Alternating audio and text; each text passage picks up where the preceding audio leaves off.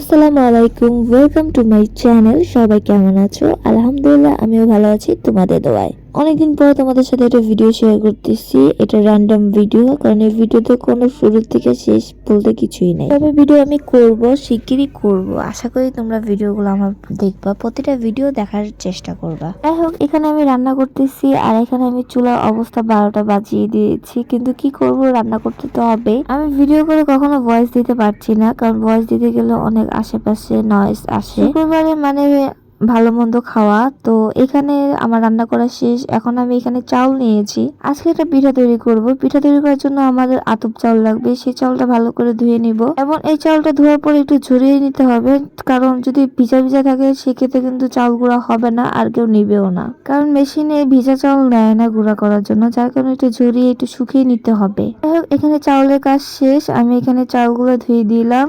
তারপর আপনারা কিছু চাউল নেবেন, এটা ভেজে নেবেন, ভেজে দেবেন, এটা গুঁড়া করে নেবেন। যদি আপনারা চান সেই ক্ষেত্রে আপনারা ব্লেন্ডার করে নিতে পারেন।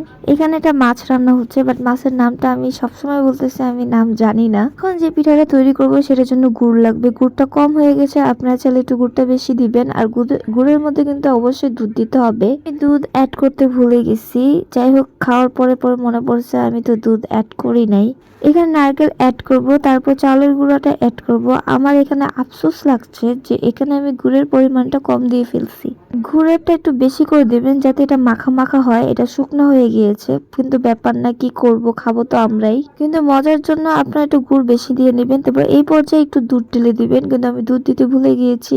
এখন এই চালের গুঁড়াগুলো সুন্দর মতন বেলে নিব। বেলে নেওয়ার পরে এরকম ছোট আকারে করে নিব। তারপরে এটার পুরটা ভিতরে দিয়ে দিব।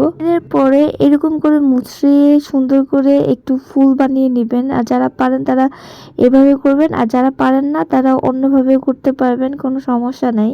যাই হোক, এই পিঠার নাম হলো কুলি পিঠা, মানে আমরা যেটা বলি আমরা এটাকে কুলি পিঠা বলি। অনেক গ্রামে আছে যারা নাকি অন্যরকম পিঠার নাম বলে, মানে এই পিঠারও অনেক নাম আছে, বাট আমি জানি না। আমি যেটা জানি সেটা নাকি কুলি পিঠা বলে। তো এই কুলি পিঠাগুলো আমি সুন্দর করে ভাপ দিয়ে নিয়েছি।